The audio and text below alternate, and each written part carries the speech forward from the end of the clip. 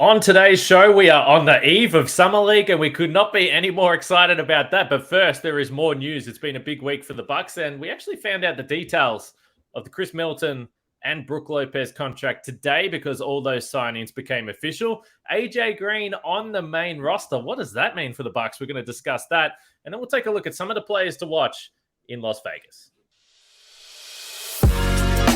You are Locked On Bucks, your daily Milwaukee Bucks podcast, part of the Locked On Podcast Network, your team every day. You are Locked On Bucks. My name's Kane Pittman. You can see and hear me on this show Monday to Friday, and also find my work over at ESPN alongside me from the Bucks Radio Network, one of the only men in the city of Milwaukee not at Summerfest tonight because he cares about this podcast far too much. It's Justin Garcia. And as always, we thank you for making Locked On Bucks your first watch or first listen of every single weekday. And look, when the big games roll around, you know we're going to do weekend podcasts. So we'll be here tomorrow as well for a post-game podcast for the Summer League opener for the Milwaukee Bucks and the Adrian Griffin opener. Some of the rookies that we're looking forward to seeing. I know people are going to be excited about this. I'm excited about that. So we're going to chat about it after as well. So subscribe to Locked On Bucks. Drop a comment, like, follow, leave a rating or review or whatever you need to do wherever you're listening or consuming the show. We appreciate it. It's free to do and really does help us. I know I say that every day, but it is very, very helpful. It boosts us to the top of rankings and all those types of things, and more people get to see the show and be a part of it as well. So, as I mentioned, heaps to get through, but I want to start with the two big names that we were following right through this free agency period here, Justin. That is Khris Middleton and Brook Lopez. So we did get to the date today where everything becomes official. So while we've already broken down what it means and discussed, and we've had the rough idea of the numbers for the contract, ultimately, Frank Madden was pretty well on the money discussing the Khris Middleton deal about how this might come about, wondering what the total cap figure was actually going to be and whether there was any incentives that did push this deal over the $100 million mark. And that was the case. And Bobby Marks has all the details. If you want to check out Bobby Marks' Twitter there and social media, he has the numbers year on year.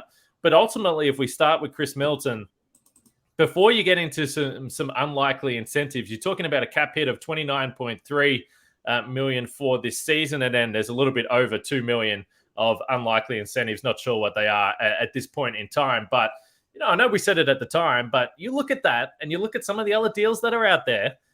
A $29 million cap hit for the Bucks.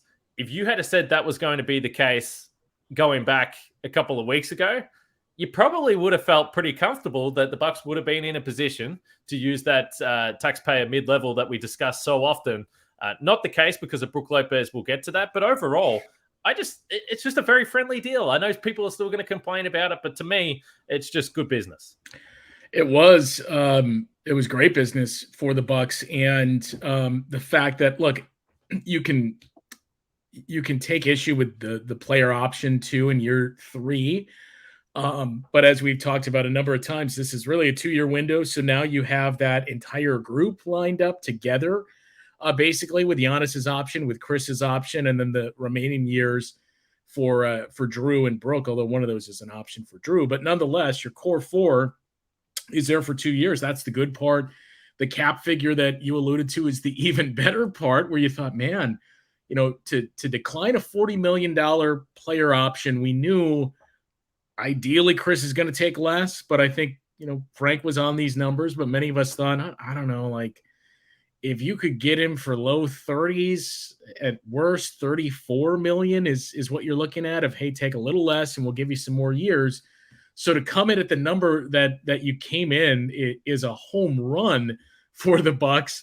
And then the other shoe dropped where the pesky Houston Rockets just would not relent in their pursuit of Brook Lopez. And who knows, maybe there were other suitors, but that ultimately, more than anything, is what drove up the price tag. I think you go back, and I know we haven't gotten to Brook yet, but weeks ago before free agency started, a few people thought, well, is Brook Lopez going to be a $20 million guy? Like, are we going to get close to $20 million annually for Brook? I think that was still thought of, well, that's too much. He might be in the high teens. So that number, as free agency began to unfold, it remains staggering. But, everything. Brook has certainly proven his worth. When you look back at his initial deal with the Bucks, taking incremental raises after that, and the year that he turned in last year, he certainly earned it. It just wasn't what you expected.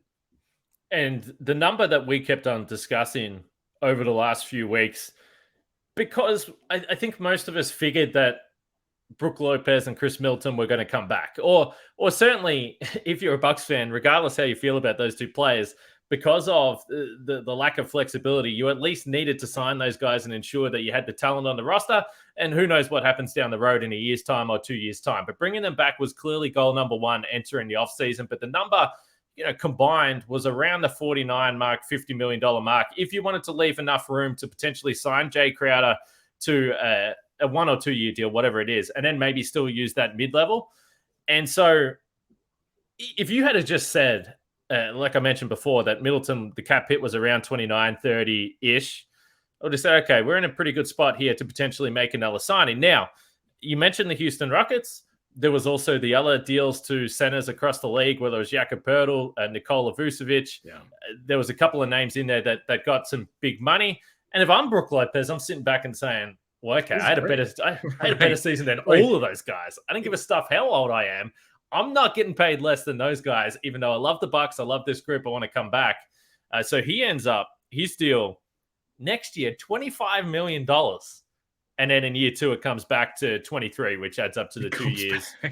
Well, hey, we're talking into millions. So I would take it gleefully. But look, $25 million. So again, you talk about, would he be a $20 million player? I don't think many people would have predicted he would be earning 25 next year. I still think, based on the production we saw last year, that is a totally fine number because he lived up to that last season. There's no question. But that number is higher. At that point in time, the Bucks probably understood, with the way the roster was going, well, look, what are we going to do? Are we going to cheap out on Brook Lopez for a couple of $1 million to try and sign a player that might not be an impact player anyway? Or do we just say, okay, Brook, you've earned it. You've been playing for absolute bargain basement deals for a number of years now for the Bucks. Tell us what we need to do. We'll give you the money because we need you back. And honestly, I'm totally fine with that. Yeah, I'm fine with it too, because like if you say that number's too high, like I think for the sake of what, 5 million? Like, I mean, what's the point? Right. I think you kind of, when you got Khris to come back, and it's going to sound worse than it's intended to be, but you painted yourself into a corner. That when Khris took a pay cut and did you that solid of, my base salary for this upcoming year is just under 29 million. You painted yourself into the corner where it was, we got to keep Brook. And I'd be curious to see what the figure was that was actually offered to Brook by the Houston Rockets, to see what he potentially turned down there.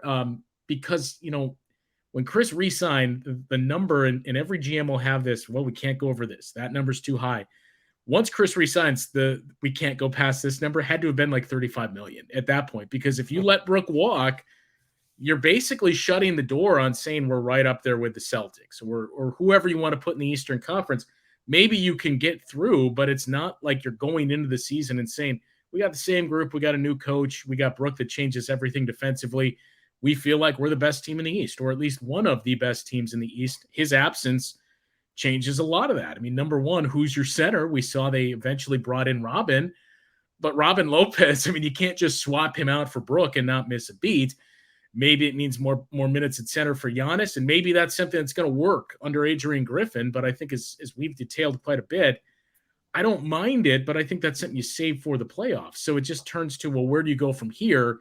And it wasn't really a great center market. Are you taking a flyer on Mo Bamba and hoping that all of a sudden Mo Bamba is the guy you hoped he'd be 5 years ago? So that was kind of the predicament the Bucks were in. But you mentioned a couple of names. I really think it was Vucevic, that you look back at what Chicago did in this offseason, not only stealing Javon Carter, but the Nikola Vucevic offer as well is what maybe really planted everything for Brook Lopez. Thank you. If you're going to pay him $20 million, I'm much better than Nikola Vucevic. So I know I'm getting a lot more than that. And the last thing, not to get too long-winded here, but I don't have a problem with any of it for Brook, as we've talked about his value. But, I've seen Not a lot, but I've seen some people point to, well, what about the injury risks and the age for Brook, that this could look like a bad contract. I just don't see how, because it's just 2 years. If this was a 4-year deal, sure. But with 2 years, I mean, even if things go south very quickly for Brook, it's an expiring deal next year. Yeah, I don't understand that viewpoint at all. I think at that point, and there will be some people, and we see them and they comment, and I always say it. Everyone obviously has their own opinion on what this team should do, but to me, you're just wanting change for the sake of change and bringing in a guy that is going to. We really don't know. Like you mentioned a couple of names there, but you don't know how they're going to fit. They haven't proven it. Brook Lopez has done it. Last year, we said he had the best season of his career, and to me, again, I don't know. I mean, it's not for me to say like what players deserve or whatever, but he's been playing for cheap. He's been playing for so cheap. He's given so much for this team. Like, it's hard for me to look at Brook Lopez and say this man didn't deserve a significant pay rise. And when it came to a tiny little slice of salary that the Bucks might have had after 3 days of free agency where all the main players were already gone, it didn't matter at that point to me. No, and I mean his first deal with the Bucks was that the room exception? It was what, like $4 million, $3 million that he was making.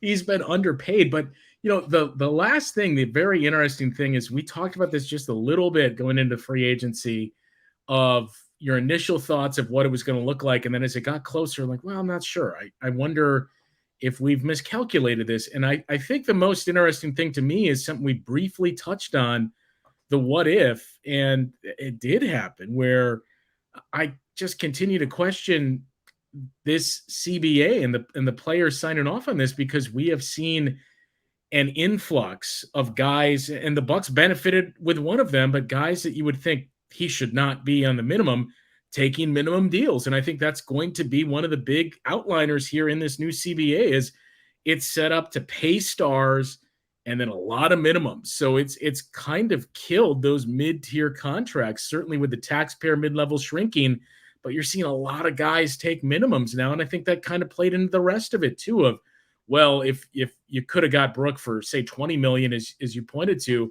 you could keep those two, Jay Crowder, and use the taxpayer mid-level. But at this point, who was taking it? We saw guys were gone quickly, and those were guys taking the minimum. If you look at restricted guys, and you could have that pipe dream of, man, Matisse Thybulle, he would give you a wing defender. Well, you're not getting Matisse Thybulle for the taxpayer mid-level, and these are all guys that were restricted, that it would have been an easy decision of, yeah, we're going to match this contract. Yes, good day for Australia today, Matisse Thybulle, $11 million per year for 3 years. A nice little deal for him to stay in Portland as a restricted free agent, as you pointed to. But A.J Green, that's who we need to talk about next on this show. I know that there are a lot of Bucks fans that are excited about A.J Green, particularly the shooting. So we're going to talk about him next, and then discuss some of the names to watch in Summer League for the Milwaukee Bucks. But first, our sponsor of today's show is BetterHelp. You've heard me talk about BetterHelp before, and sometimes in life, we're faced with tough choices, and the path forward isn't always clear. Whether you're dealing with decisions around career, relationships, or anything else, therapy helps you stay connected to what you really want while you navigate life, because sometimes we can't do it all ourselves, Justin, even though we try to. I certainly do. So trust in yourself to make decisions that align with your values is like anything. The more you practice it, the easier it gets. So if you're thinking of starting therapy, give BetterHelp a try. It's extremely online, entirely online, which is exactly what you need. It makes it easy. You don't need to worry about, like I said this before, but you don't need to worry about bumping into people or awkward interactions. You're in the comfort of your own home, so you're able to ease into it a little bit more. It's designed to be convenient, flexible, and suited to your schedule. So let therapy be your map with BetterHelp. Visit BetterHelp.com/LockedOnNBA today to get 10% off your first month. That's BetterHelp, HELP.com/LockedOnNBA. Justin, we're going to continue to roll. And like I said, podcast tomorrow, post-game, Summer League, Bucks and Nets, 6 p.m. Central Time. I don't know where you watch the game. I'll be watching it on League Pass, but Summer League, maybe it's ESPN, maybe it's NBA TV. You'll be able to find it somewhere. NBA TV, lovely. Bucks and Nets, and hopefully the Bucks start an undefeated run right through Las Vegas there. We all get excited about that. So make sure you check out Locked On Bucks tomorrow, subscribe, and turn the notifications on and you'll know exactly as soon as the show drops, and you'll be able to hear about big performances from some of the young players on this Bucks roster that we're going to discuss in just a little bit. But first, some other news today. We'll get to A.J Green, but Zora Stevenson moving on. Obviously has done great work with the Bucks, Justin, but also, perhaps more importantly, this is an incredibly nice person, a great person. Always loved catching up with her, speaking to her, having Zora on this show as well. So we want to mention that because it sucks a little bit for people like me that are watching these games from a distance, and you've got Zora on the screen all the time and bringing great insight. So I was like happy for Zora, also a little bit sad for the Bucks broadcast moving forward.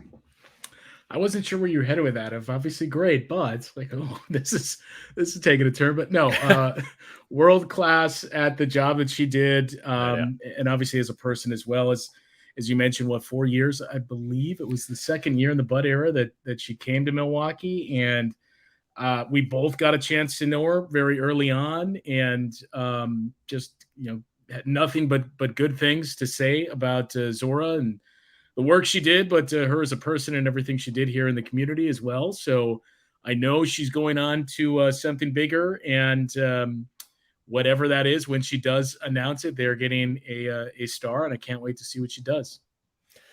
Yeah, no doubt. All the best, Steve-O. And if you think that means that I'm not going to be still hassling you to chat from time to time, you are absolutely wrong. But A.J Green is the conversation today. This was tweeted out by Shams Charania of The Athletic. A.J Green has agreed to a multi-year contract with the Milwaukee Bucks, first year fully guaranteed. This is interesting because we've discussed him a lot. I certainly mentioned on the show yesterday the idea that now there is 3 two-way guys that you can potentially use. A.J Green last season actually appeared in a fair few NBA games, certainly far more than I would have predicted at the start of the season. And I've been on the record asking the question at the start of last season. I said I was definitely wrong. I was like, I'm not sure if there's someone with higher upside that you can use in that two-way spot. So I was wrong about A.J Green. But overall, 44 for 105 from 3, 42%. Interestingly enough, as I was pouring through the numbers, and I could picture it in my head, A.J Green standing a few feet behind the three-point line and just absolutely lets it rip. 83 of his 105 attempts came from above the break, which is fascinating. Not too many corner threes. A lot of times he was really spacing the floor. He's obviously got beyond NBA range. 81 of the 105 were catch and shoot, though. So, look, clearly a dynamite shooter. Certainly to this point, from what we've seen, is a limited player elsewhere, but absolutely got an NBA skill and a very important one in being able to shoot the ball. Were you surprised by this, or what do you think overall about locking in A.J Green to the main roster spot? Firstly, I should say it's great news for him, and I do think it's deserved because he had a good season. It is deserved, and we're very aligned in that when they did sign him to that two-way contract, I was kind of the same thought of, I don't know if this is, I had a certain type of player in mind of this is what you should use the two-way on to develop a guy that is maybe more well-rounded and a two-way player that you can find something and crack the rotation. But once we got to probably January, and you mentioned the surprising amount of appearances that he had, and once we kind of got to January-ish is when it really popped and stood out of, he can really shoot, and he seems really comfortable out there, and he maybe more than anybody really benefited from the let it fly philosophy on the roster a year ago. So that was impressive. And look, we talk often about teams like the Heat and the Raptors when you talk about developing these young guys, and where did they find this guy out of nowhere that was undrafted or a second rounder, and they got something from him. There's a chance you could do the same here. And what those teams do is, it's easy to look at the guys like Haywood Highsmith and say, well, this is a two-way guy, and this is a guy that can give you something defensively. But the thing that stands out the most is both of those franchises, if you have one skill set that it maybe is elite, maybe it's not elite, it's just your strength, they develop that and say, look, this is what's going to get you on the floor. We'll find ways to keep you on the floor, whether that's the lineups that we put you in, or maybe we work on some of those other aspects. But as long as you got this one thing, we can work with you. And there's no denying he has that one thing in the form of shooting. So I was very encouraged by what we saw from him a season ago, and especially with a guy that has the reputation of doing quite a bit in player development. I'm very excited to see what develops for A.J. Green under Adrian Griffin. Okay, but where is his spot in the rotation? Because I've been mentioning the depth chart the last couple of days. So I want to ask you that next and quickly run through that again, because I don't think, regardless of whether the signing is deserved and maybe based on what we saw, not a huge surprise, I still think there's a significant question on this roster. So I want to get to that next. A.J. Green as a guaranteed roster spot for this year. And I've mentioned this a number of times, but we just ran through it again. And the backup point guard spot, we're all looking at it, and we're wondering if the Bucks are going to add another ball handler.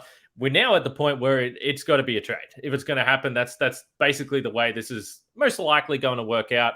I saw a couple of people in the YouTube comments, and I've seen a little bit on Twitter, people mentioning Mike Conley. And hey, if that happens, sign me up. If you don't have to trade anyone and you can make room and there's some buyout situation and he wants to come play in Milwaukee, I'm down with that, because you're not asking for Mike. You're not asking for prime Mike Conley. You're asking for a guy that can play 10 to 15 minutes a night during the regular season, plug gaps when necessary, and maybe play 10 minutes in a postseason game. So yeah, I'd be very excited by that. But I think people are aiming higher.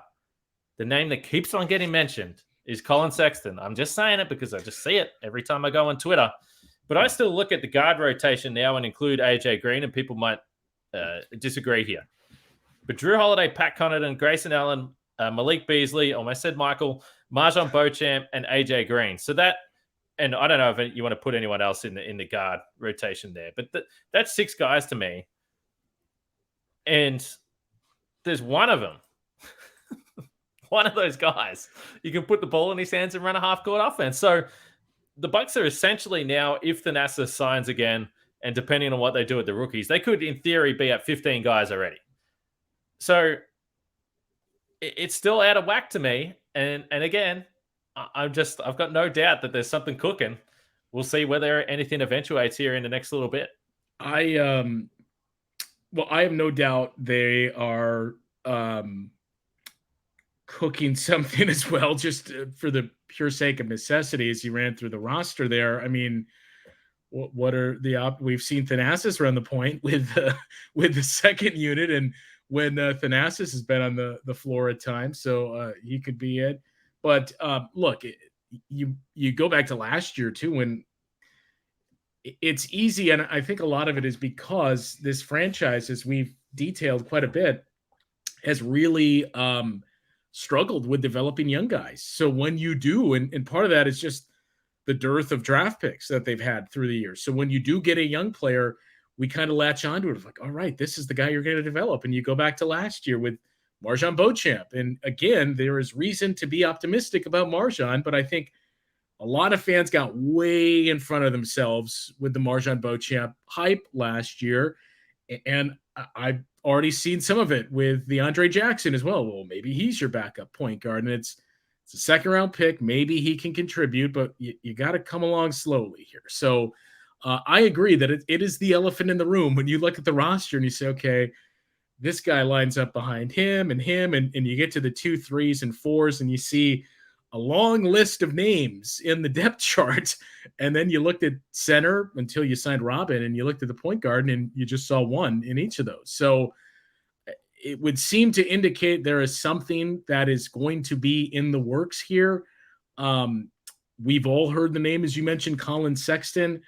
I don't know how realistic it is. I know we all want Colin Sexton for a number of reasons. Like, he can run an offense, especially be that second unit guy that can be a combo guard, and I think would fit nicely on the floor with Drew Holiday, and then off the floor, relieving him as well.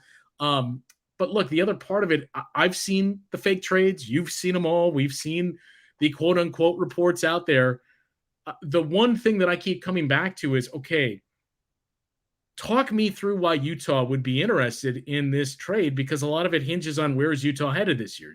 Are they saying we're going to try to win when they didn't want to do it last year, but they were kind of a year ahead of schedule? Or do they look at it and say, yeah, last year we kind of jumped the process a little. Maybe we should take a step backward. And if that's the case, what would, be going out from the Bucks? It's probably not what Utah is looking for. So that's a big thing to look at. I don't know if it's going to be Colin Sexton, but I am 80% certain we're going to see some type of trade, probably with two of those names too, when we talk about those roster crunches, because you mentioned 15, assuming there's a Thanasis signing.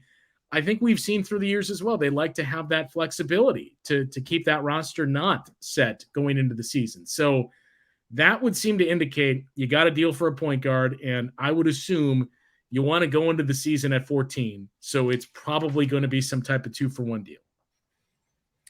Yeah, we will see. I think the other reason why, and the Bucks don't need a backup point guard to win a whole crap load of games in the regular season. Like, it's not going to matter. But I think the reason why I've pivoted to, well, a trade is at least more intriguing is because the chances of getting actually a real player, there's no one out obviously there they're more significant via trade. I don't get excited about the guys a week into free agency regardless. I wasn't that excited about at the start of free agency, particularly when you're talking about minimum deals. So that's why the trade is at least a little bit more enticing. We've gone through a bunch of names all week long, and we'll continue to wait and see. But if you were just looking at the roster, that's what the roster balance tells you, that there is a spot there for a ball handler on this team. They've absolutely got enough guys to cover it. So does it have to be immediate? No, I don't think so. And there's no guarantee that it would happen before the start of the season, but based on what we've seen in previous history, they'll be keeping an eye out. They'll at least be making some inquiries, we would believe. We've got a couple minutes here, Justin. So Summer League players to watch. Look, they're probably going to be the same for everyone. With Beauchamp, A.J. Green, Hugo Besson, Khris Livingston, Andre Jackson Jr., and Amari Moore as well. Like, those are the names that we're going to look at and we're going to say, okay, does this mean something? Maybe Hugo Besson a little less, but does this matter for this team this year? Are they guys that can take a step? Adrian Griffin coaching. I've seen a few people a little bit surprised, but hey, he's just walked in the door. He wants to put his fingerprints on these young guys and certainly keep them accountable and probably try some things out in Summer League. So that makes sense to me. Let me just ask you this one question before we get out of here. MarJon Beauchamp. Summer League is weird. Summer League, it's not advised to get too excited about historically. But what do you want to see? Well, first and foremost, I want to see how big he is, because the Bucks have him listed at 6'7", but I've seen the reports that he's a 7-footer now. So clearly those are not. I mean, I just don't want to. You just don't want to see him look bad, because to your point, it's Summer League. So I mean, I think you can only come away with a negative, where maybe you look at it and you say, hey, he looked better than I thought. That's where you want to be. If it's man, remember that brutal Summer League that he had. That's never a good starting spot, or a launching point in this case, for MarJon Beauchamp. So he just can't look like he regressed from, granted limited, but from the minutes that we saw. And some of the things I think that surprised us in what we saw from MarJon specifically offensively last year. So this is, Summer League number 2 for him, and he got some taste of the NBA in rotational minutes a season ago. So the big thing is, he should look like a guy that belongs, and like he's the veteran out there when he's on the floor with that group, especially the young guys that he's out there with. So that's what I'd look for MarJon. The rest of the guys, you mentioned all the names, the young guys from this year. And I've seen this is shared by a lot of people now. Obviously, you like what you saw in the highlights from Andre Jackson, and you love the fact that he's a bigger wing player as well, which we said, man, the Bucks just need more size on the wing. And now all of a sudden they just bring in all these guys within the span of 2 years here. But for me, of the guys that the Bucks brought in this year, the guy that I'm most intrigued with is Amari Moore. So of this year's players, that's who I really am going to be very interested to see in what he brings.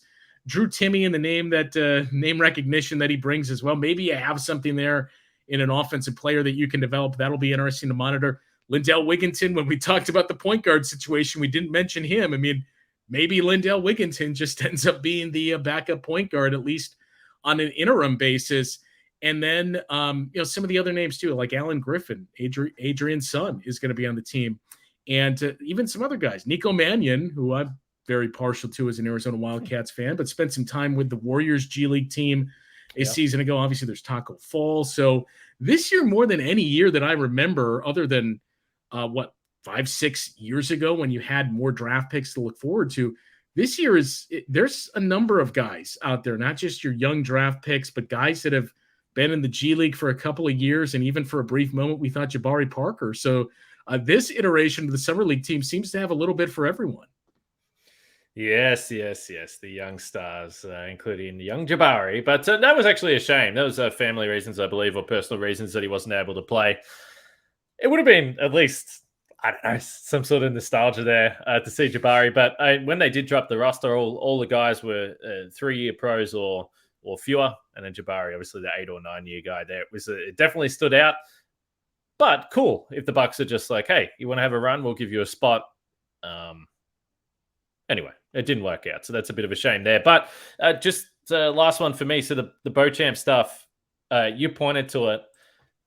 Because when he's playing with the Bucks, he's shooting a lot of threes, and we're focusing on, is he knocking down shots?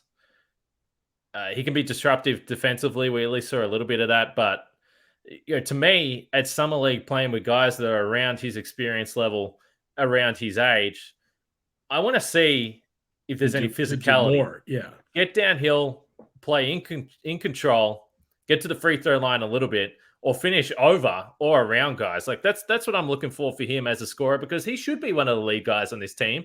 He's a first-round draft pick last year. He's played some NBA basketball. So I think that's it for, you mentioned the size, but the physical size, the strength of him, I'm curious to see what kind of shape he's in. Obviously, it looks like from social media he's been working out pretty hard, as we would imagine. I don't think work ethic has ever been a question mark with MarJon Beauchamp. So that's what I'm looking at tomorrow. Hopefully, we've got some reasons to be overly optimistic by this time tomorrow when we do a post-game podcast. We are going to be here.